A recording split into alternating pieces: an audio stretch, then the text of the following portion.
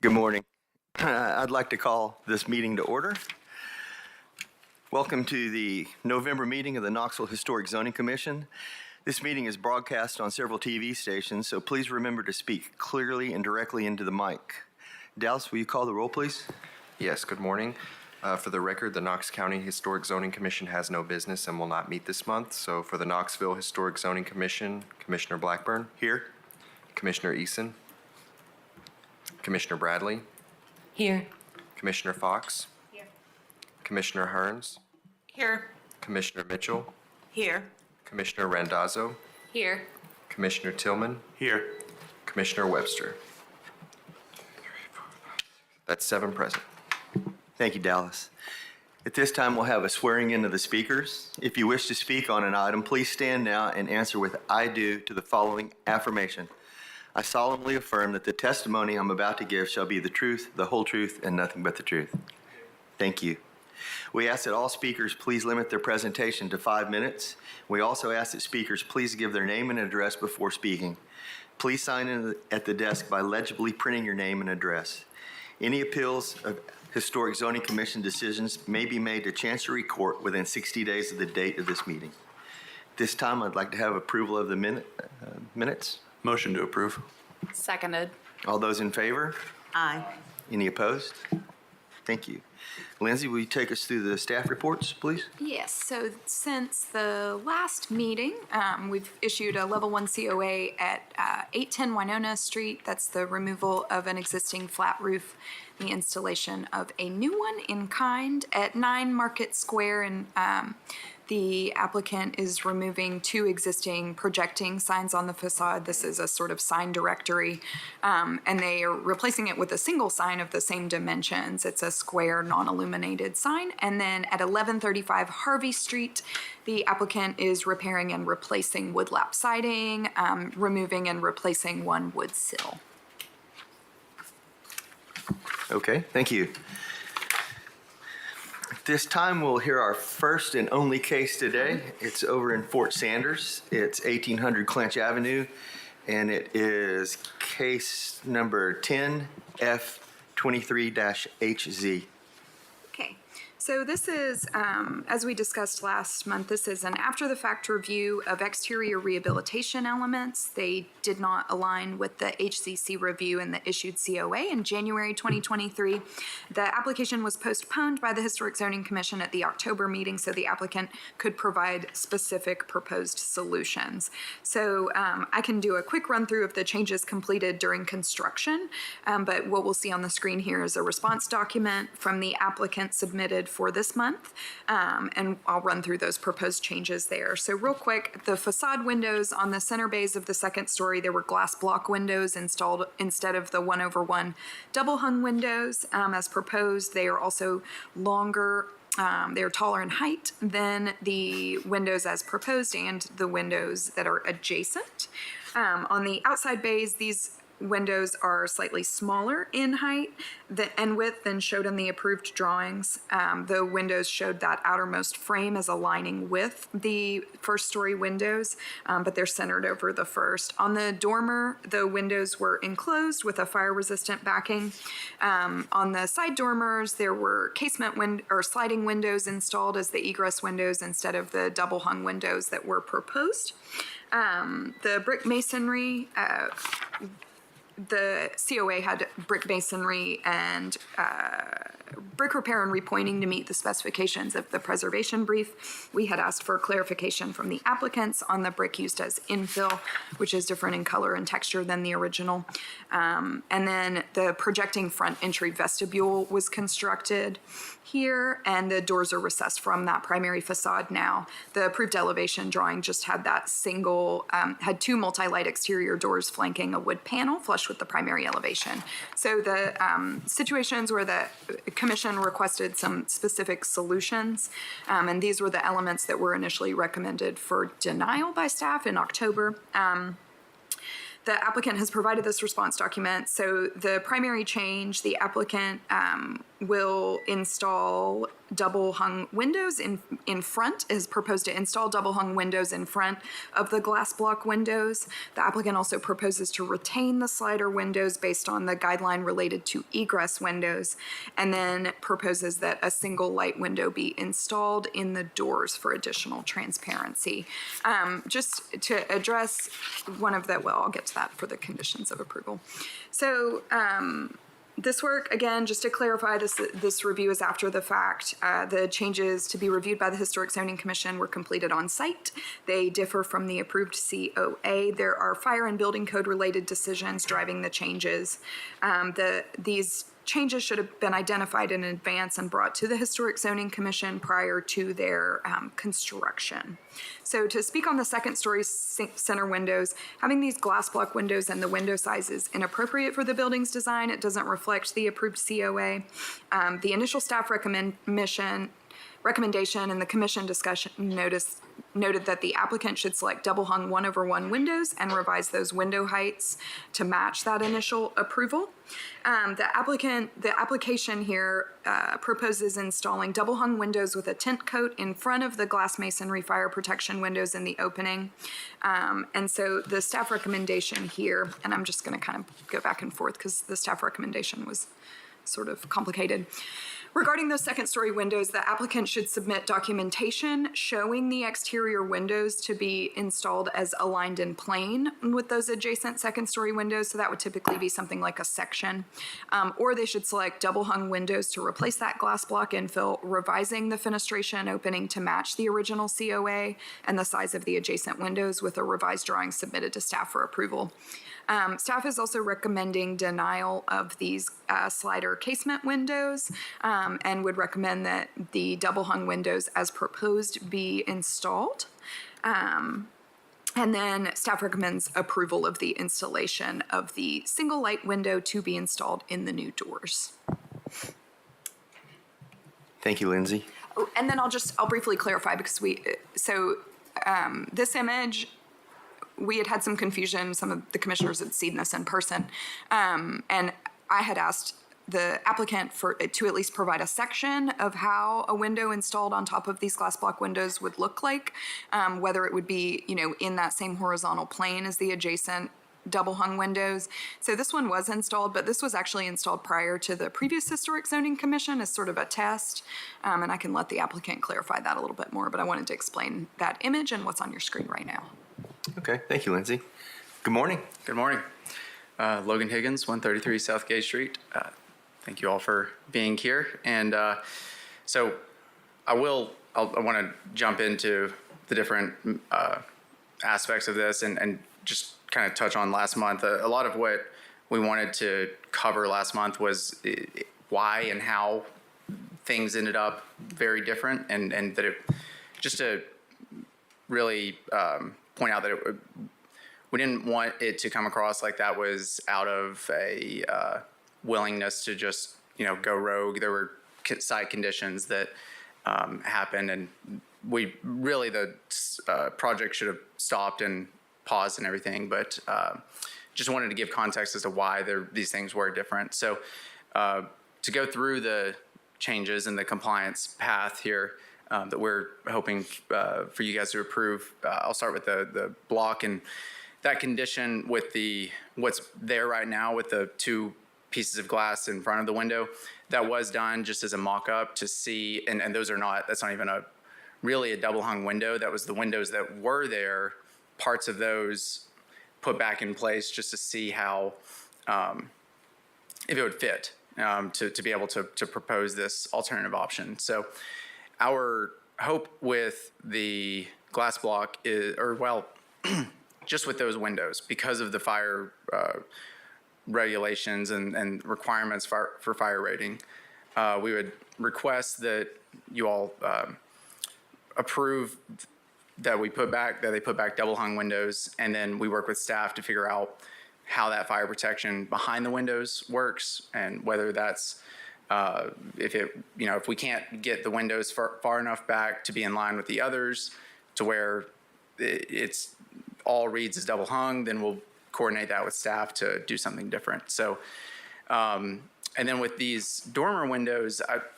want to dig into why why these are like this and why double hung doesn't really work super well. So I don't know if you can see on the screen there, but I'll go to this one. This picture right here, these are the double hung windows that were installed originally up there. And you can see in this section that we're between two roofs. There's the dormer roof and then the main house roof.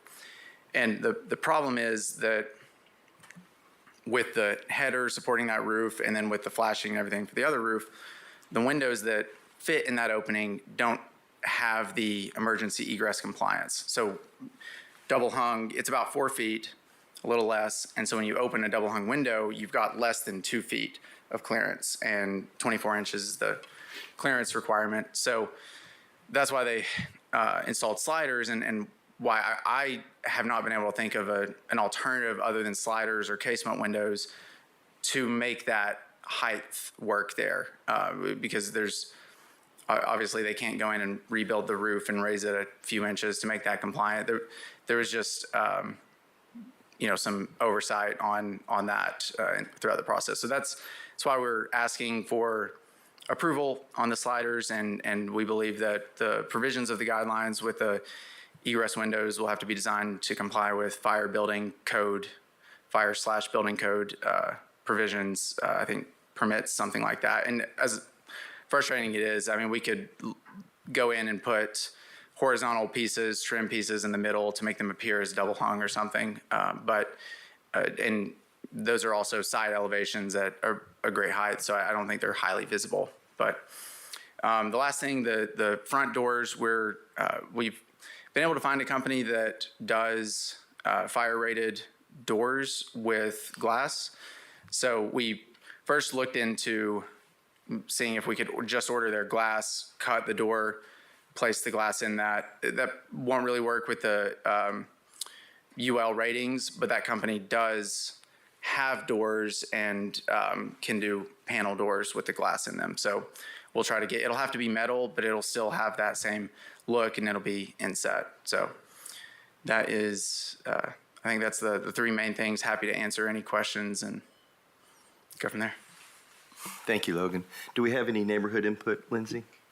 I don't have additional input from last month. Okay, thank you. All right, open the floor up to the board for questions, comments.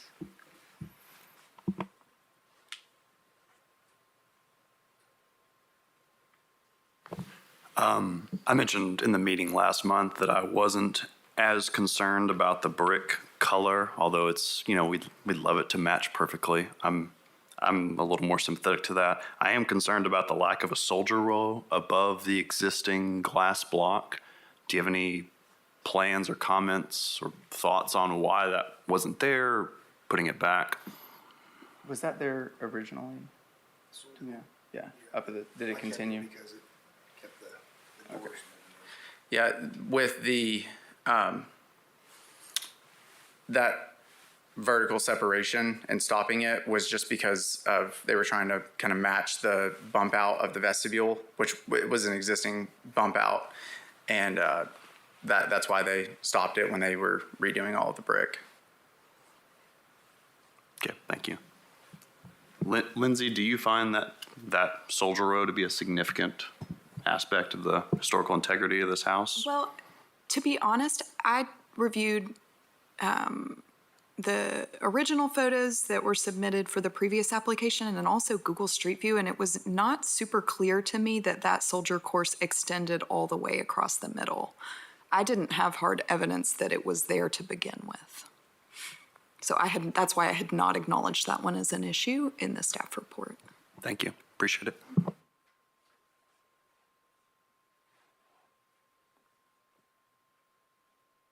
As far as the clear height for the fire rating, I would defer to our experts with the city of Knoxville if they have anything they would like to add or clarify, if they agree with the applicant's response.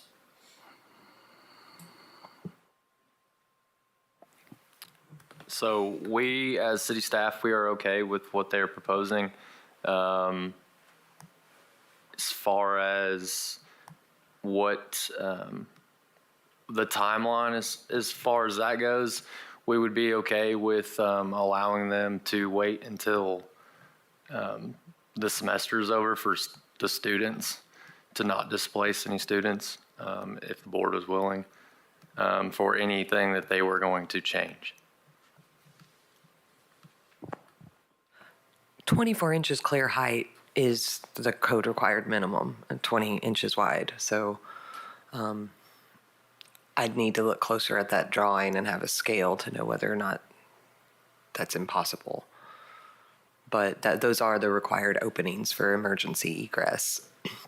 It was my understanding, though, from our last meeting that it was understood that those glass block windows needed to be rated and that they were appropriately spec'd at the time. So I guess my question is still, why not just rip out the glass block and put in what was spec'd and permitted and retain the original sill height that was presented?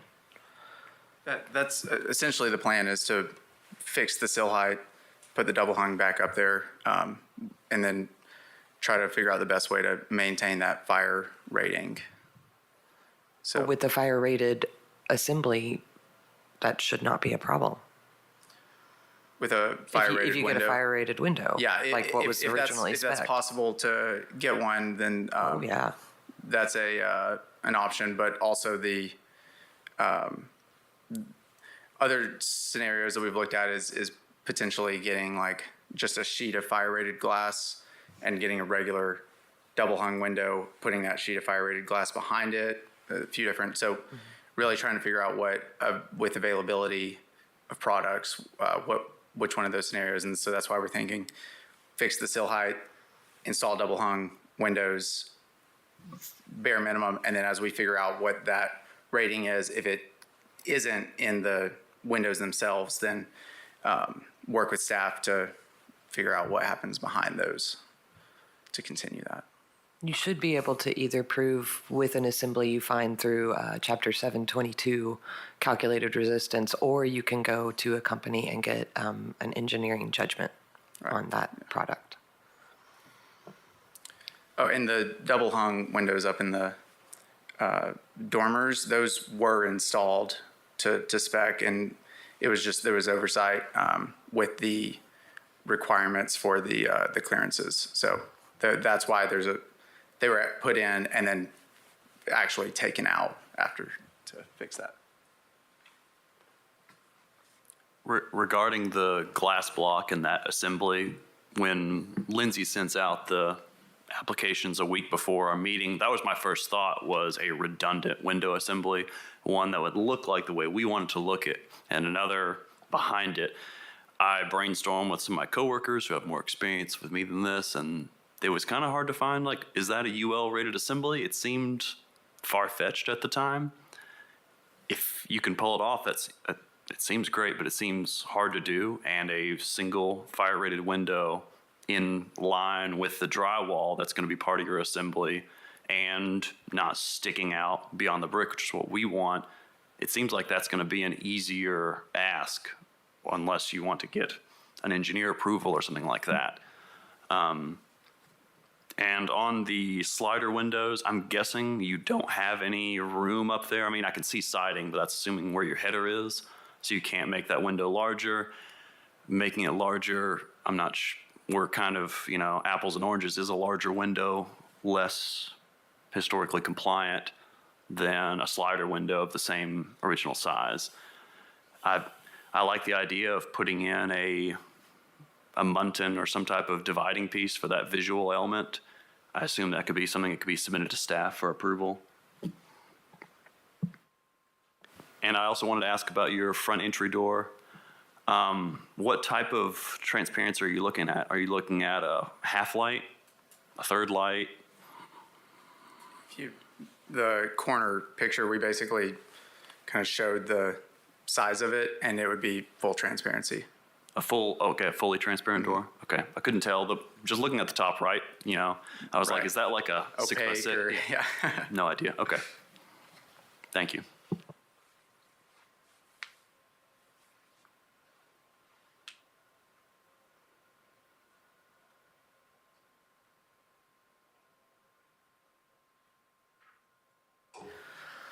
I have a question for codes. When, in regards to these sliding windows, I understand that you're okay with that being considered, but what if it were a double hung window? Are you saying that that wouldn't meet the code for you? That's what we're trying to.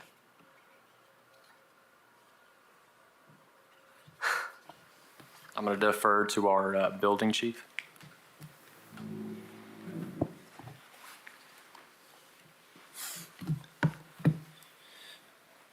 James Tempe, Chief Building Inspector, City of Knoxville. What was the question again?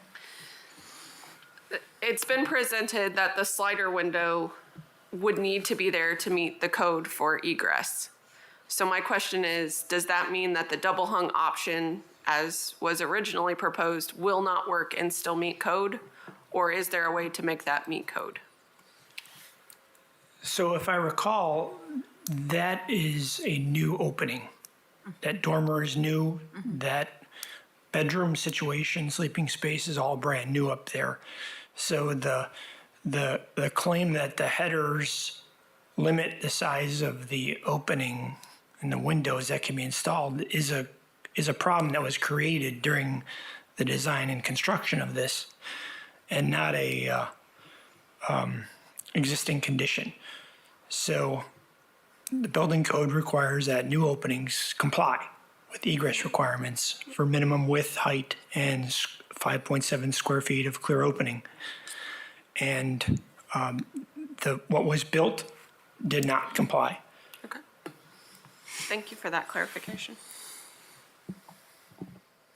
So given that it's a new condition, even if the header is limiting in height, we could lower the cripple studs on the bottom to achieve a compliant height with a double hung window, presumably. Correct. Can you clarify what that means? The lower roof there is to lower the sill height, the main roof goes below it, and so we would have to cut into and do like a flattening of the roof there, just to point that out. Okay.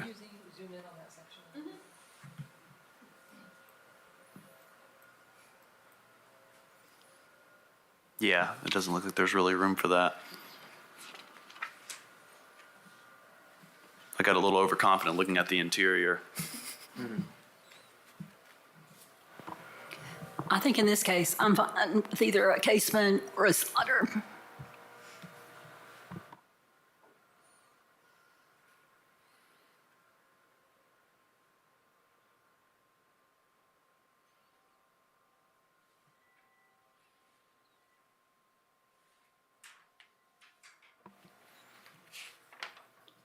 If no other commissioners have a comment, I can make a motion. It's going to take me a second to look through the conditions that Lindsay had.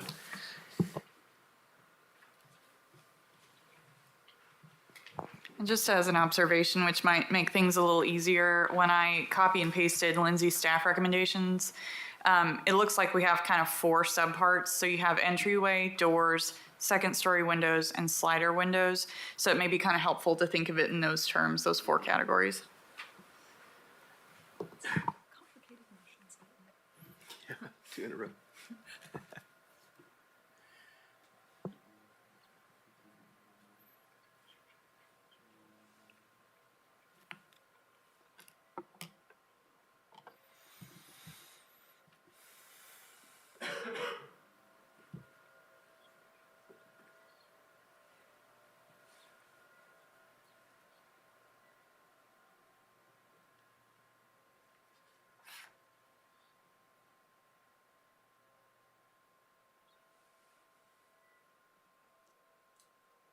Sorry, it's a little hard to read when everybody's just staring at me. I guess the last question before we make approvals, do you have it on good authority, even just a verbal from a fire marshal or building inspector, that you can put 2 windows, redundant windows, to achieve this fire rating on the 2nd floor?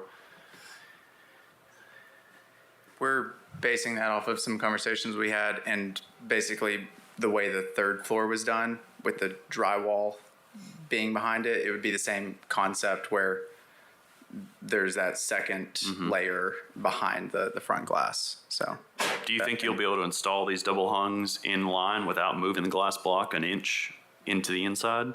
we think so, and if not, then it'll have to be moved, in. But based off the thickness of the framing and then the brick, we think so. But again, if not, it'll have to come down and go back up or something. Part of me thinks I should make the motion to almost disregard the glass block and just say the outside window needs to be double hung, and your interior fire protection could switch to a fire-rated glass or any other assembly you need.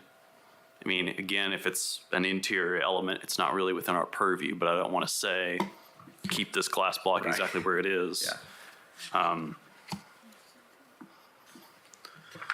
All right, I'm going to make this motion slow instead of writing it all out. I'm going to make a motion to approve per staff recommendations with the conditions that the entry vestibule be a metal door with half-light fire-rated glass, that the second-story windows are double hung with a concrete sill with masonry changes to reflect that double hung size and concrete sill change, that the existing sliders to remain. Are there any other conditions I'm missing?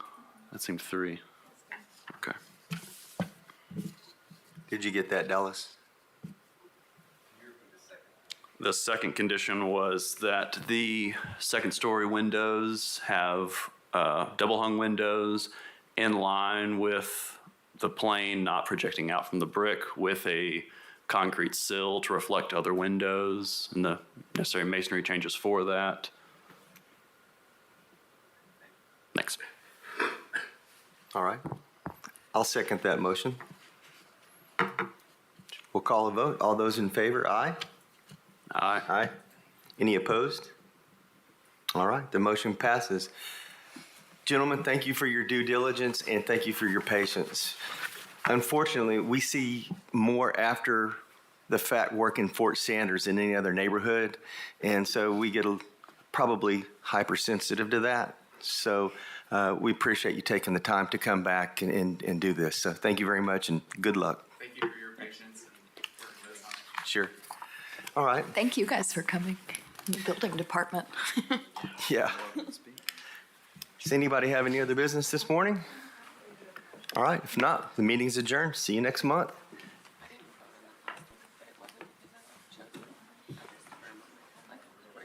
Okay. Effectively. Next time.